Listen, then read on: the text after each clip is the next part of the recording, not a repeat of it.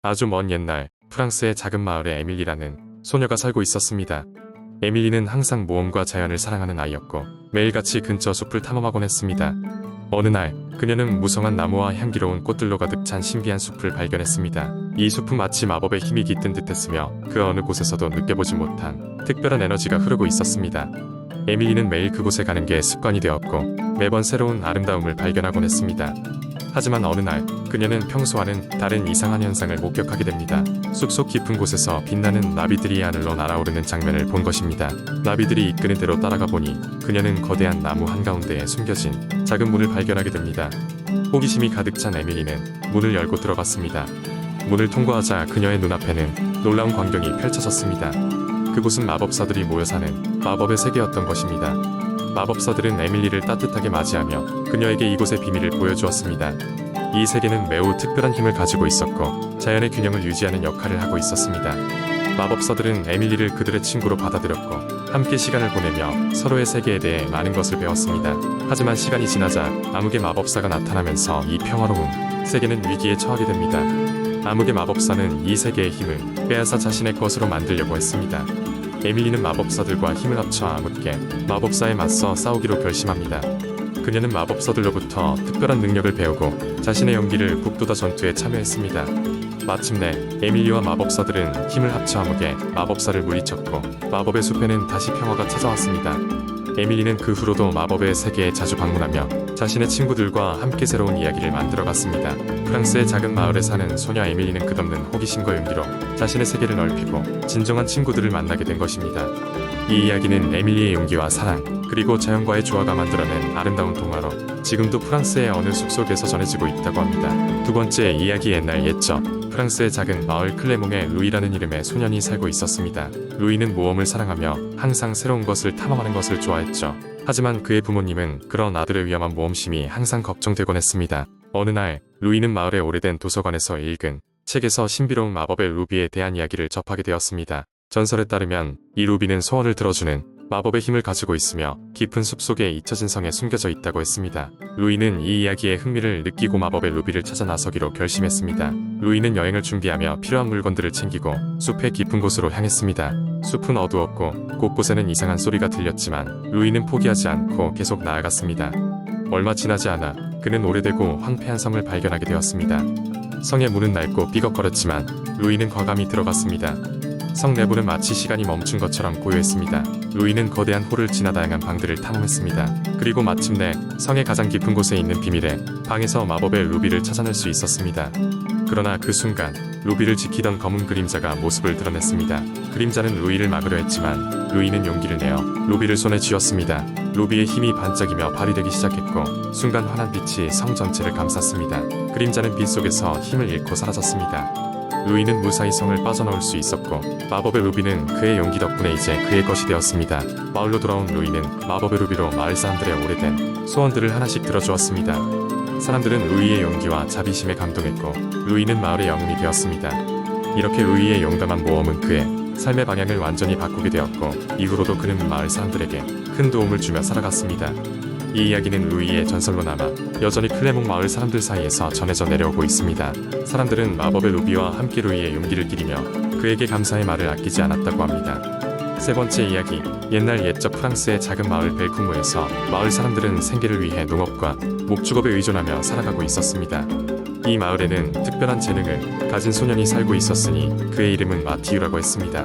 마티유는 식물과 대화를 나눌 수 있는 능력을 가지고 있었고 이러한 능력 덕분에 마을 사람들에게 귀중한 정보를 제공할 수 있었습니다. 어느 날 마을의 오래된 숲을 지나가던 마티유는 이상한 에너지를 느꼈습니다. 그 에너지를 따라가다 보니 그는 마을 구석에 자리 잡고 있는 고대의 사과나무를 발견하게 되었습니다. 나무는 마치 살아있는 듯한 느낌을 주었고 쉴 새 없이 흔들리는 가지 사이로는 황금빛 사과가 주렁주렁 매달려 있었습니다. 익히지 않은 그 사과에서는 특별한 향기가 풍겨나와 자연히 마티유의 마음을 사로잡았습니다. 마티유는 나무에게 말을 걸기 시작했습니다. 안녕, 나무야. 내가 이렇게 아름다울 줄은 몰랐어. 무엇을 도와주면 좋겠니? 라고 묻자 나무는 낮은 목소리로 대답했습니다. 안녕하세요, 마티유. 당신이 나의 탄생 비밀을 아는 첫 번째 사람이어야 하고 내 이야기를 들어줄 필요가 있어요. 마티유는 그 자리에서 나무의 이야기를 듣기로 했습니다. 나무는 오랜 세월 동안 외로운 상태로 마을을 지켜왔으며 자신을 통해 마을의 번창을 돕고 싶다는 소망을 가진 존재였습니다. 이 특별한 사과들은 마을의 땅을 비옥하게 만들고 마을 사람들에게 행복과 번영을 가져다 줄 수 있었습니다. 단, 이 사과들을 옳게 사용했을 때만 그 가치가 발생한다고 했습니다. 마티우는 사과나무로부터 사과를 하나 건네받고 마을 사람들에게 이야기를 전했습니다. 하지만 마을 사람들은 처음엔 반신반의하며 이 이야기를 믿지 않았습니다. 그러나 마티우의 설득 끝에 그들은 사과를 조심스럽게 들어 그 가치와 의미를 깨닫기 시작했습니다. 그들은 사과를 땅에 심어 마을 전역에 나무들이 자라나기 시작했고 그 결과 풍족한 수확과 전에 없던 번영을 누리게 되었습니다. 이윽 후 마티우의 명성은 마을 밖으로 퍼져나갔고 그는 식물과의 대화 능력을 발휘하여 프랑스 전역의 농부들에게 도움을 주는 자가 되었습니다. 세월이 흐른 후에도 마티우는 자신이 살던 마을로 돌아와 사과나무를 돌보았고 그의 노고 덕에 마을은 영원히 기억될 만큼 번성하게 되었습니다. 시간이 지나 마티우도 세상을 떠났지만 마을 사람들은 매년 사과숲에서 축제를 열며 그의 유산을 기렸습니다. 그리고 마법 사과나무의 전설은 프랑스 전역에 널리 퍼져 잊혀지지 않는 이야기가 되었습니다. 네 번째 이야기, 옛날 옛적 프랑스의 작은 마을 프로방스에는 나 샹스 마법의 거울이라 불리는 전설의 유물이 숨겨져 있다는 소문이 돌고 있었습니다. 이 거울을 통해 진정한 용기를 가진 사람만이 자신의 가장 큰 소원을 이룰 수 있다고 전해졌지요. 주인공은 마을의 소녀 샤를로트였습니다. 그녀는 항상 모험심이 강하고 두려움 없는 성격으로 이 거울을 찾아와 모험을 떠나기로 마음먹었습니다. 마을 어귀에 있는 작은 숲에는 자신을 안내해줄 현명한 올빼미가 살고 있었습니다. 샤를로트는 그 올빼미를 찾아가 도움을 청했습니다. 올빼미는 그 거울에 대해 잘 알고 있었는데 그것은 달빛이 가장 밝은 날에만 문을 여는 마법의 숲 깊숙한 곳에 숨겨져 있다고 했습니다. 하지만 그곳에 가기 위해서는 여러 시험을 통과해야 한다고 경고하였습니다. 샤를로트는 준비를 단단히 하고 여행을 떠났습니다. 첫 번째 시험은 마법의 숲 입구에 있는 거대한 미로였습니다. 그 미로는 수많은 길로 나누어져 있었고 각 길은 환상적인 마술에 뒤덮여 있어 제대로 된 방향을 찾기가 매우 힘들었습니다. 샤를로트는 마음속의 직감을 따라 조용히 걷기 시작했습니다. 그녀는 자연의 작은 징후들을 믿고 밤하늘의 별과 바람이 속삭이는 소리를 들으며 길을 찾아갔습니다. 드디어 미로에서 빠져나온 샤를로트는 두 번째 시험에 직면하게 됩니다. 그것은 마법의 호수를 건너는 일이었습니다. 그 호수는 거친 물결과 어두움, 그림자로 가득 차 있었으며 아무도 그 끝을 본 적이 없었습니다. 그런데 물 위로 자꾸 불빛이 비치기 시작했고 샤를로트는 그것이 마법의 보름달이 반사된 것임을 알아차렸습니다. 그녀는 용감히 그 빛을 따라 호수를 건너기 시작했습니다. 물 위를 걸으며 그녀는 자기 자신을 믿으며 전진했습니다. 마지막으로 도착한 곳에는 수수께끼를 내는 마르는 바위가 자리를 잡고 있었습니다. 그 바위는 샤를로트에게 가장 깊은 것을 이해할 수 있는 질문을 던졌습니다. 그것은 마음속의 진정한 소원이 무엇인지 그리고 왜 그 소원을 이루고 싶은지에 관한 것이었습니다.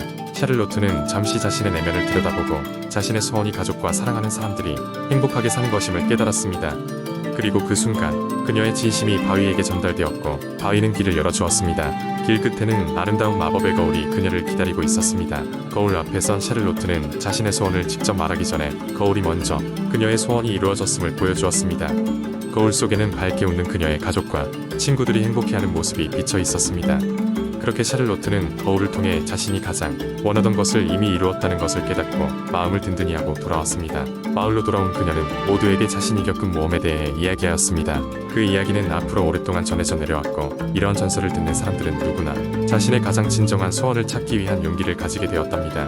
다섯 번째 이야기, 옛날 옛적 프랑스의 작은 마을 샤토브리앙에는 용감하고 현명한 소녀 제클린이 살고 있었습니다.